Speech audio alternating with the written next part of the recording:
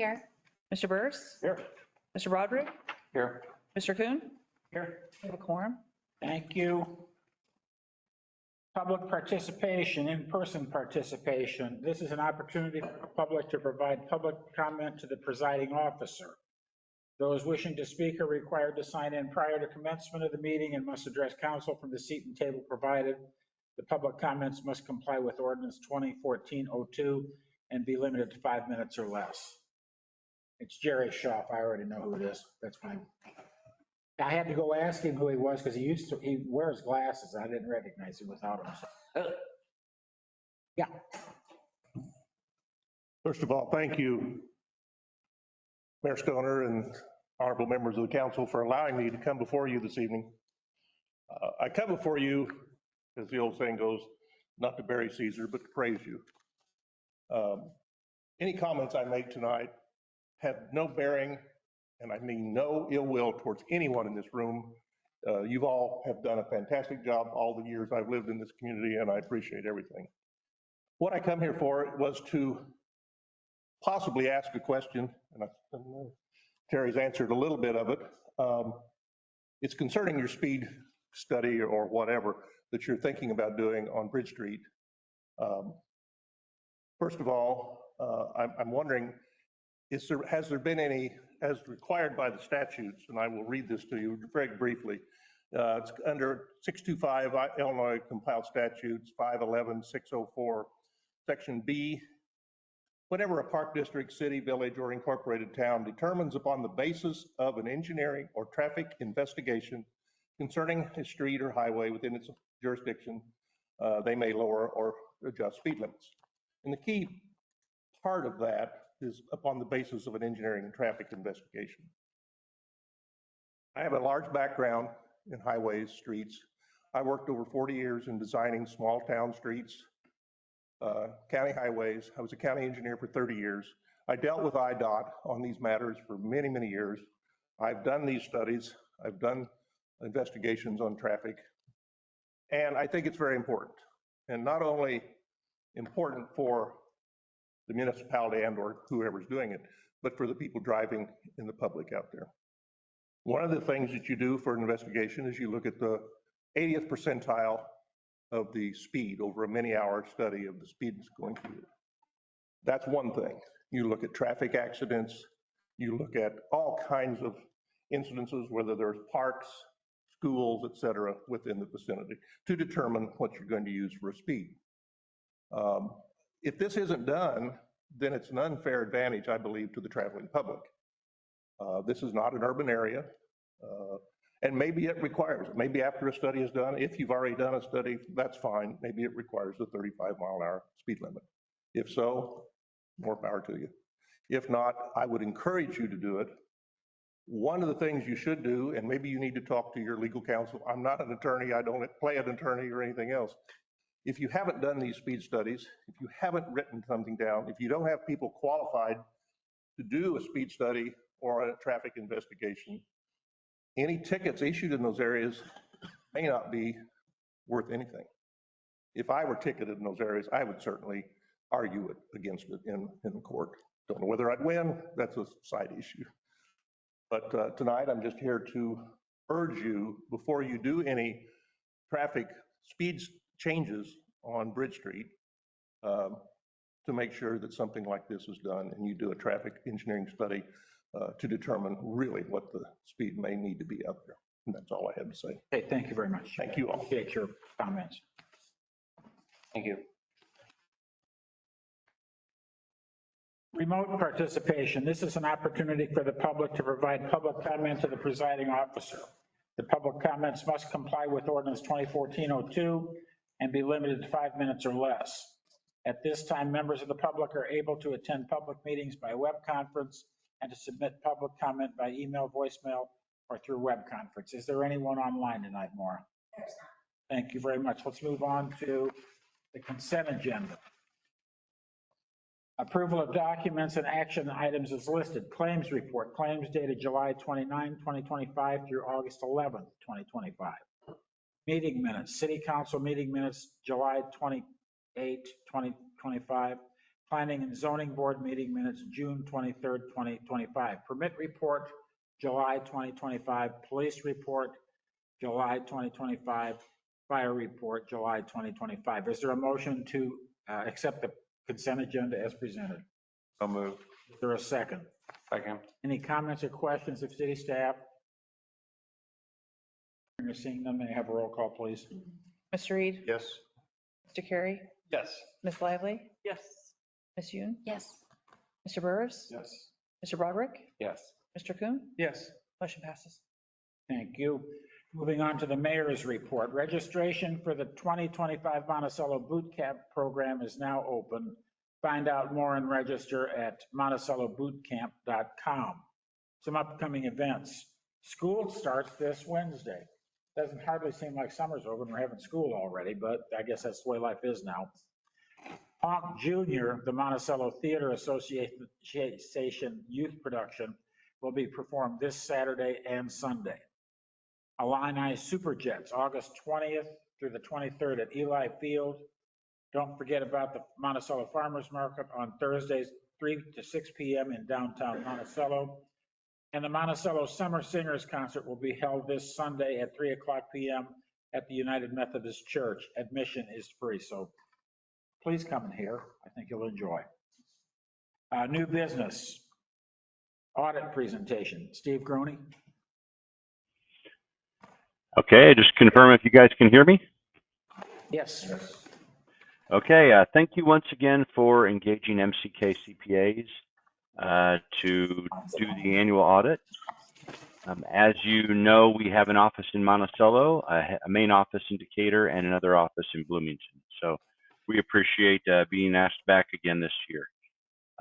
This year's audit looks very similar in the layout to the prior audit. The audit opinion is the same as in prior years, which is a clean opinion other than the fact that there is a qualification on it, just related to the fact that you guys have not paid an outside actuary or someone to compute items related to your to what's called a other post-employment benefits. A lot of money to not get very much. So a smart move in my opinion, but something we have to show in there. Everything else on there is just a standard clean audit report. There's a second report, which is because your audit is performed under government auditing standards. That second report can list any deficiencies or weaknesses that are found. We only have one, and it's the same one we've always had with you guys, which is basically that you guys currently do not employ someone to prepare full, correct with disclosure financial statements. So MCK does it for you. That is very common in about 99% of our audit clients. So same thing. So no change there. Going over to page 7. If you'd like to follow along with me, we're going to go over this, which is the statement of net position. And the statement of net position is basically the city's balance sheet on the modified cash basis. So just going over some totals here. Governmental activities, total assets is 35 million, and last year those were 29 million. Business type, almost 17 million, and last year were 16.7. So this year's total assets are nearly $52 million versus last year of 46. So up a decent amount, and we'll discuss why that is mainly shortly here. Under total liabilities, you'll see that this year it's almost 18 million, where last year it was 14.2. So obviously our differences here, assets are up because of money received from bond and debt certificates during the year, and or spent on capital projects that are shown in the capital assets section. And of course, down below in the liabilities, the debt is up because you have these two new liabilities. So a good number to look at though is down in the bottom right, which is total net position for the city. And you'll see that that net position is, which is assets minus liabilities, is 33.8 million, which is up from 31.5 million a year ago. That's all good. So let's jump over to page 11, if you would. Page 11 is going to show you the income and expenses related to what we call the governmental funds, which is basically everything but water and sewer and police pension. So over there, you will see in the far right column, we'll just look at the totals. Total revenues received were about 9 million this year, and last year it was 9.8 million. The big decline this year was, as you probably well know, is in the personal property replacement taxes from the state of Illinois. Those dropped from 3.7 million in 2024 to 2.2 million this year.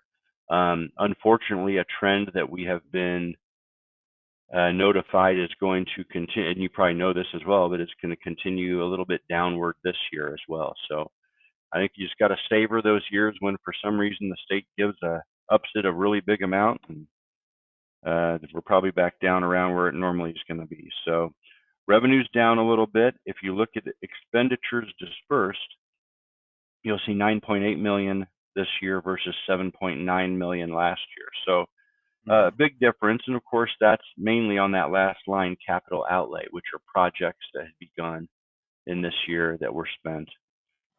So you'll see a little near the bottom, you'll see financing proceeds received. That's going to be the net revenue or the net loan proceeds from the general obligation bonds and debt certificates.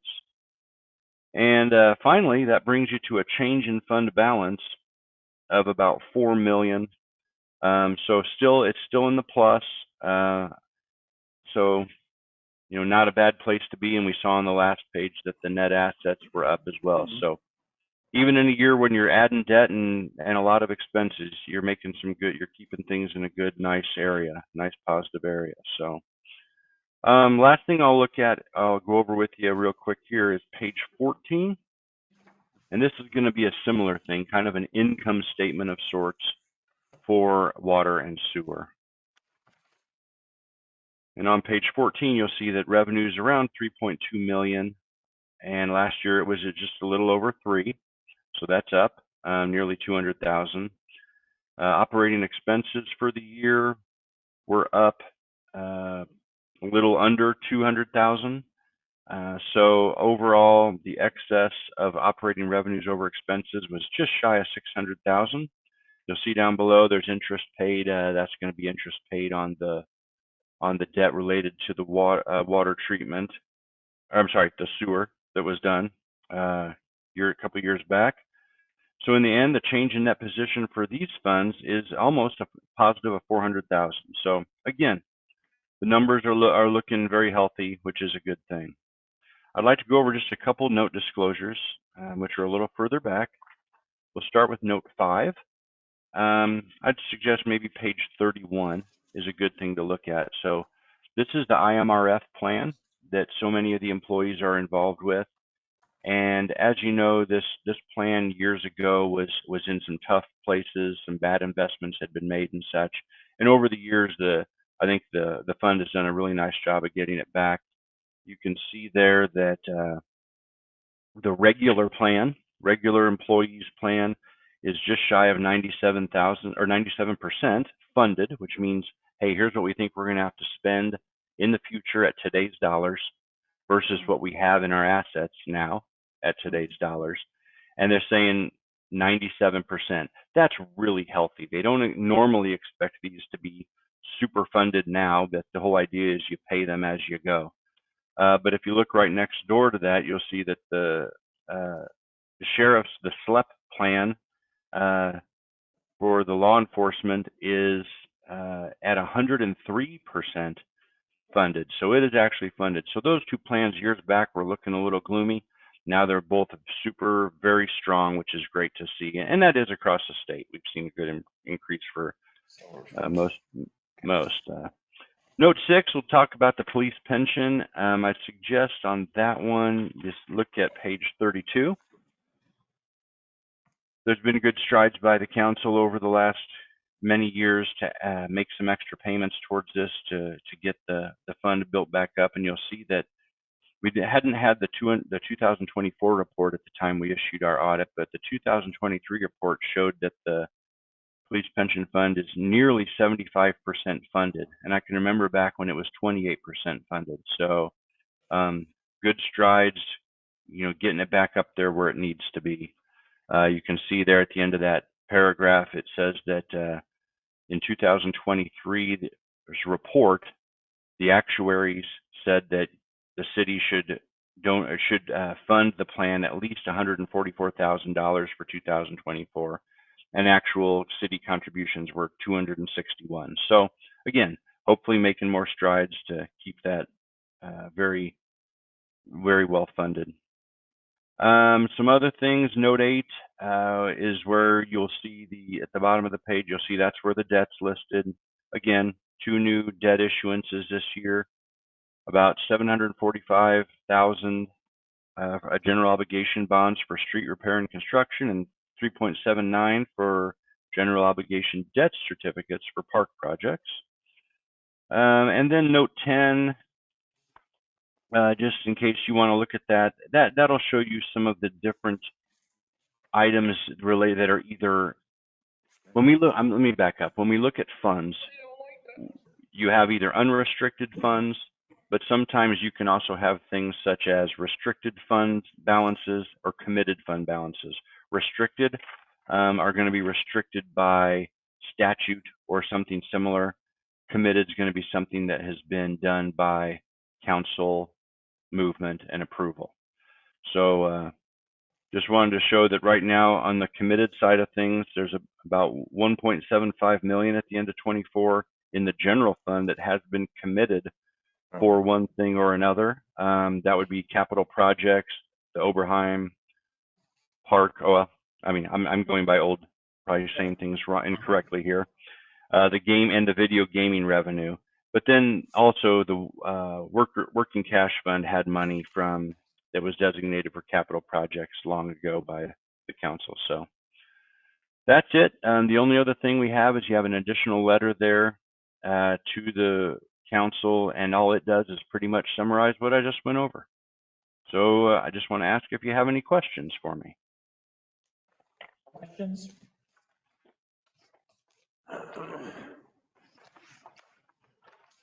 Don't have any questions, Steve. Thanks again for your excellent work. It's always a pleasure to do business with you. Thank you, and thanks to Maura and her team for making it a nice place to work with. So That's good. Okay, thanks a lot. thank you.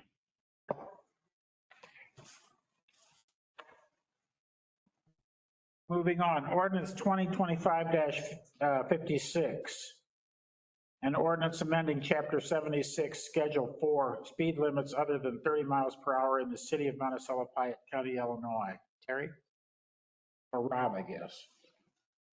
Thank you, Mr. Mayor. The Monticello Police Department is tasked with city and state issued speed limits. Here I can review and update those for the safety of roadway users and soon to be increased traffic flows in the area. It is recommended to lower the speed limit from 45 miles an hour to 35 miles an hour. This will encompass the road from Front Street westerly to 800 feet northwest of the intersection of 3rd Street and Old Route 47. It is recommended the City Council discuss and approve ordinance 2025-56 amending the speed limit. I will mention the gentleman did bring up 11-604 about alteration of limits by local authorities.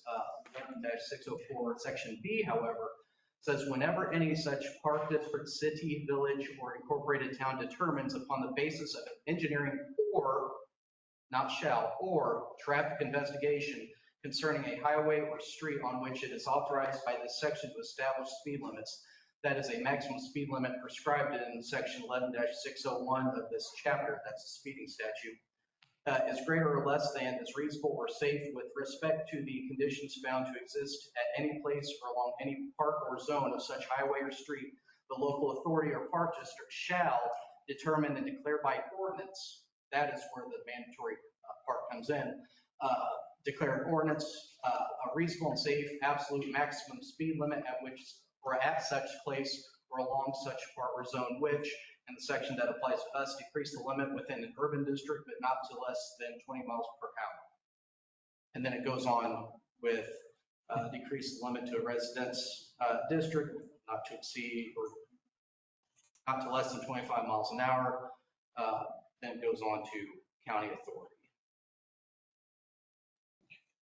Okay, any comments or questions of Rob?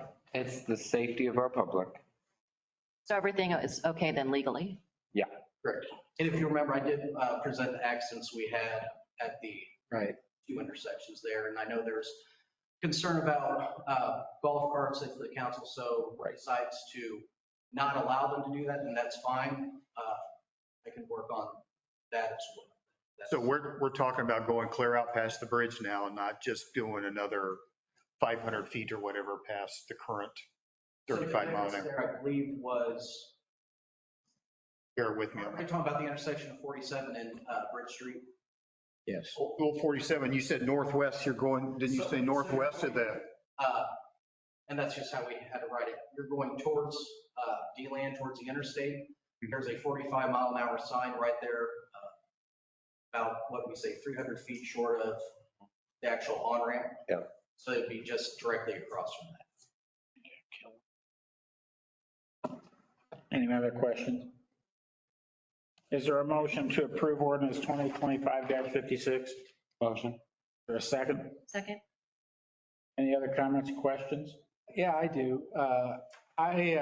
One of the things that I enjoy about a representative form of government is that the people put us in charge of making things that are what's best for Monticello, and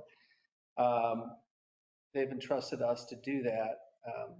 Based on what I've seen, I don't see the number one thing we need to do is make sure that we consider the safety of the people. I am not seeing any major issues based on, whenever you lower the speed limit, it's going to be liable to be safe, but I don't see any there haven't been major near accidents or a huge amount of accidents. So then my secondary thing would be, is there an outcry for this to happen? I don't see there's an outcry for this to happen. And so this last week, once I knew this was going to be on the agenda, I just reached out via my Facebook page and said, okay, what do people think? Because I don't see a major safety concern. I don't see a major outcry. And I heard from some really good discussion on there, but the bottom line is I found that of the people that responded, that 75% were in opposition to this. Can I ask how big is your sample? 20. 20, okay. So 5 yes, 15 no. And so based on, and I agree with Mr. Schaaf in the fact that I think overall, before we do anything, I would want to study that intersection to see what we need to do. Also, I think it opens up, and obviously we don't have to do the golf cart thing, but I think that we're opening ourselves up to it where people are going to say, yeah, it's 35, we should do a golf cart. I'm not saying we need Not if a to. golf cart can't go 35. That's the opposite of what the law says. They can't go the speed, they can't be on the road. That's how that works. Right, Correct. right. But 35 is anything over 35, they can't have golf carts. So. If a golf cart can't go 35, it can't go there. Correct. Okay. How fast do golf carts go ahead? 30, 28, something like that. Yeah. So my feeling is spring of 27, Oberheim Park opens. I think before we do anything, I think we should do a study on that section, on that intersection, and see what the study says before we do anything. Thank you. Did anyone else get I just had comments from before. Yeah. Rumored right? the locals that lived out there, now I'm talking maybe people that lived out there for years and years and years, did not want it. And in my mind, to me, I don't want to say the only benefit, all right, there might be a safety benefit slowing it down. You probably do have a segment of the population here, I'm going to say downtown and out there, that would like to do golf carts. Now, do we want golf carts running up and down Bridge Street, which they can on a 35 mile an hour street and less? Is that correct? Rob or somebody? Pardon me? Yeah. Golf carts can go on a 35 mile an hour and less street, is that Yeah. correct? So do we want golf carts? There would be a segment that would like that, but do we want to have that?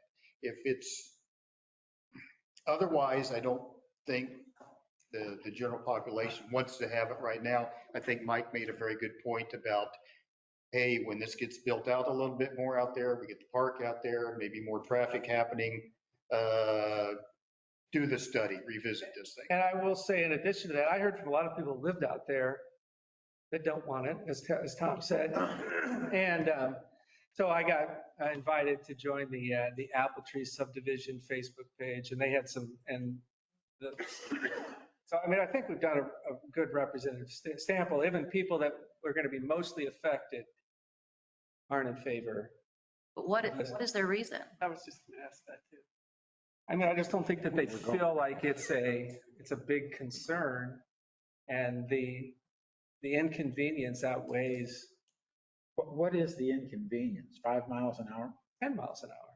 So, but, okay, so we have done a traffic study in that the chief of police has recommended this happen. I mean, it's not like this is not like we're telling people to slow down because it's what we want to do. I understand that. It's been, you said no significant accidents, but yet our chief of police brought specific accidents here to our attention.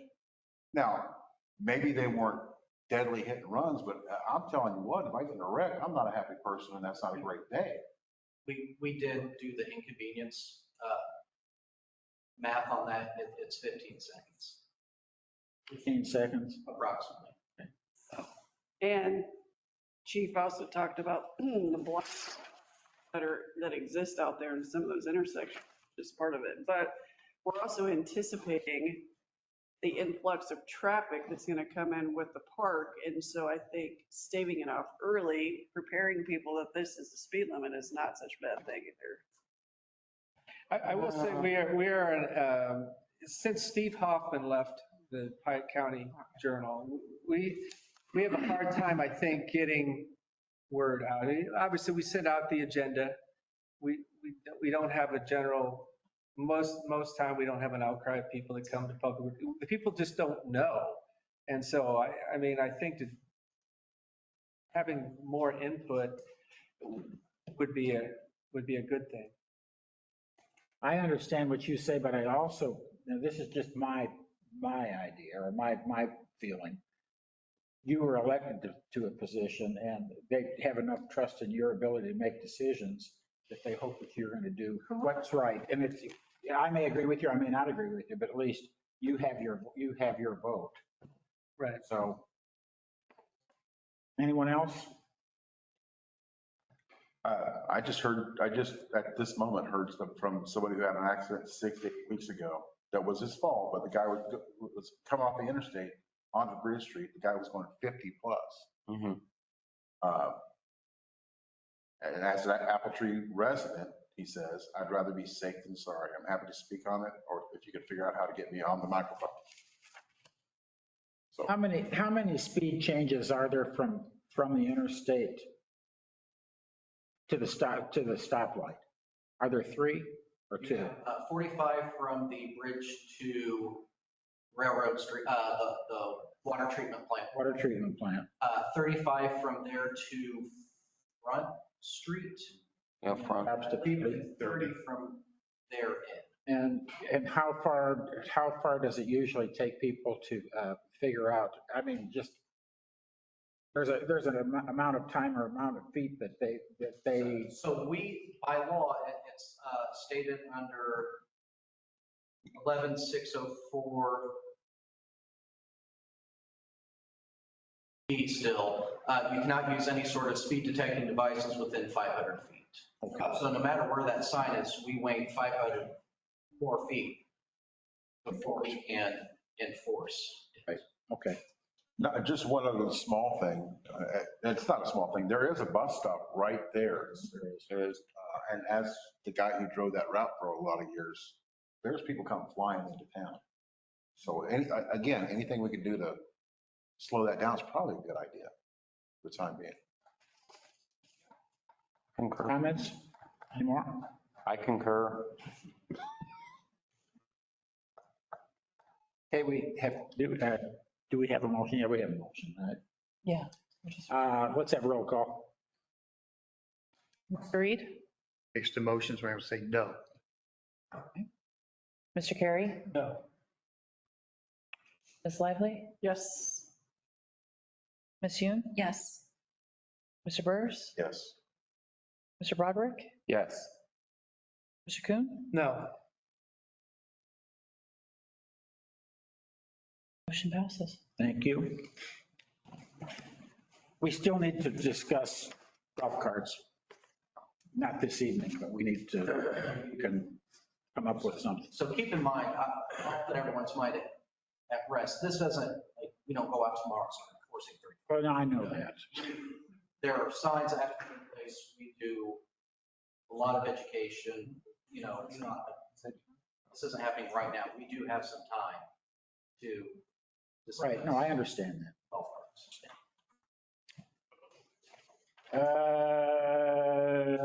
Alderman's reports. I'll start with Mike. I encourage everybody, as you said, to come to Summer Singers on Sunday. Thank you. Come and see our show, right? Be good. Me, everybody's actually happy that the work on Main Street is actually happening now. That, help me. In front of the school. Help. What street? The school is basically the main.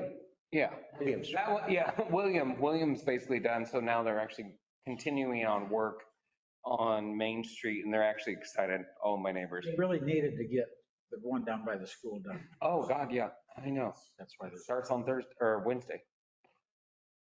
Abby? Thank you. Mine, nothing. Thomas? Nothing? No, sir? No, thank you. Okay. No, thank you. Alderman, we did that. Police chief's report. Rob? Thank you, Mr. Mayor.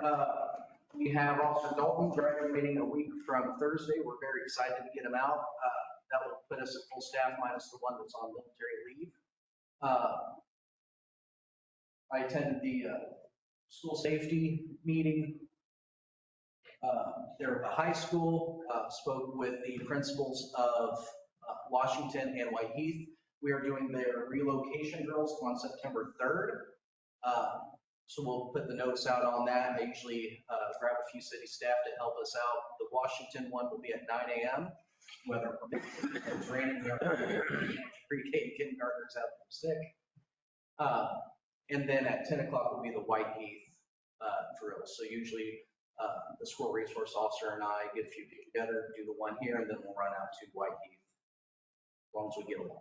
I was going to say, you two get along well enough to do that together. That's nice. On the other, one more thing, the officers have really been doing a fantastic job.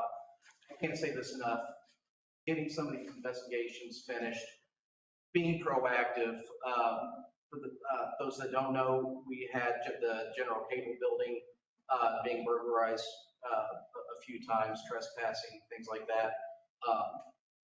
The officers really took it upon themselves to get out there, do the extra enforcement, extra patrol out there, got a suspicious vehicle, arrested them. Lo and behold, another vehicle shows up out of the blue. We arrest one of the occupants from that too.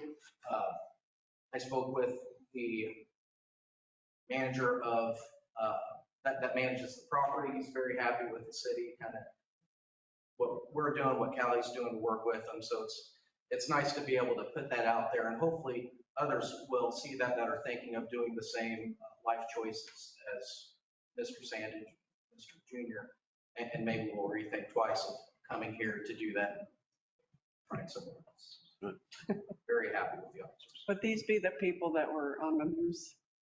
Okay. Thanks, Rob. I appreciate everything all of you do. It's very pleasant to see a lot of action, positive action. Fire chief's report, John Ruppke. Thank you, Mr. Mayor. Last month, we ran 46 calls. Training for the month was canceled on July 3rd. We were out at the fireworks doing traffic control and safety. any safety issues out there. Second week, second Thursday, we did water rescue. Firefighters went out to the pool and we were trained by the lifeguards on how to rescue people out of the water, out of the pool. It was very enlightening. It's every year we do it. It's great training. Third week, we did vehicle maintenance and equipment maintenance. Had some good PR last month. We did touch a truck over at Allerton Library. We were at the Monticello fireworks. We did a water shower over at St. Philomena's Bible School. Father wanted us to come over and open up the hose and spray all the kids midday, and they had a blast. They had a blast.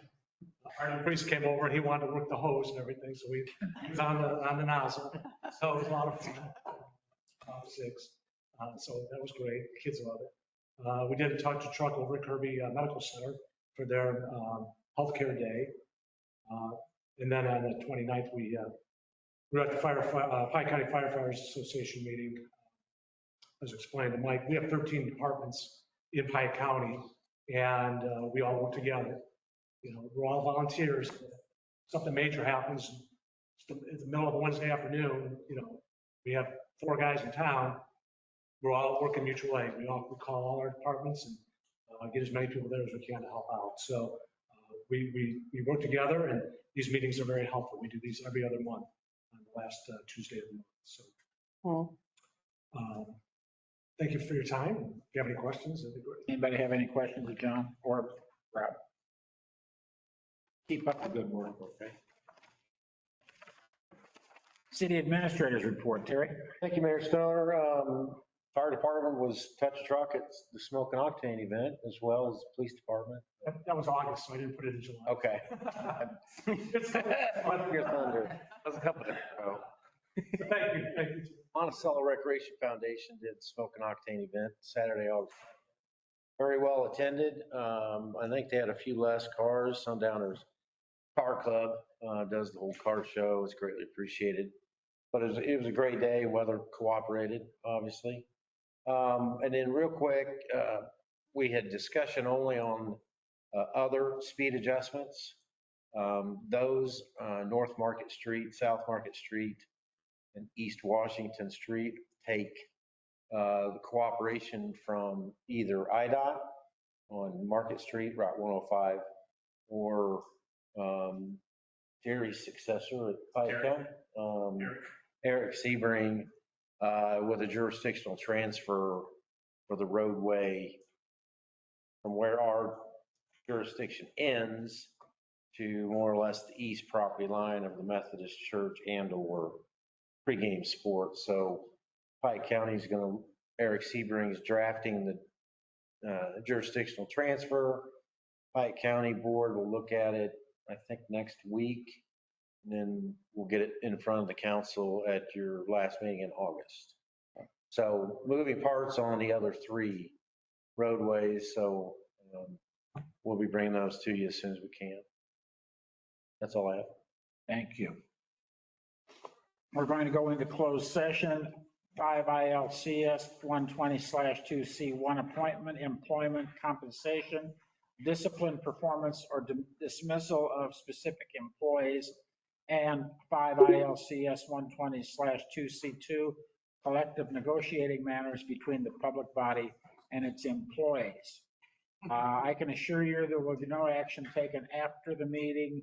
We'll come back into open session and we will adjourn. So is there a motion to go into closed session? Is there a second? Second. All those in favor, aye? Aye. Opposed, no? Thank you.